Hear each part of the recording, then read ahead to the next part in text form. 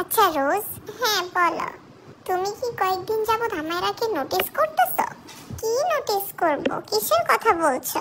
আরে তোমার ছেলে যে পরীর সাথে প্রেম করতেছে সেটা কি তুমি দেখতেছো না? হ্যাঁ দেখতেছি, তো কি হইছে? কি হইছে মানে কি বলো এগুলা?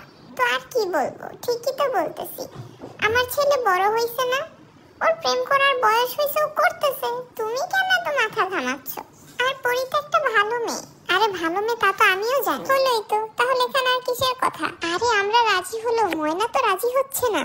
ময়না কেন রাজি হচ্ছে না সেটা আমি জানি। ওর ইচ্ছে ছিল আমায়রার জন্য ও মেয়ে দেখবে।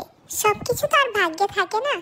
আমি জানি ও বাইরে থেকে দেখায় যে ও পরীকে দেখতে পারে না, বাট মনে মনে ও পরীকে অনেক ভালো জানে।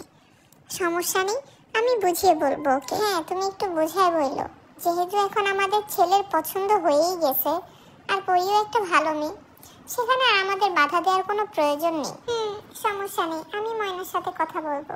ওকে।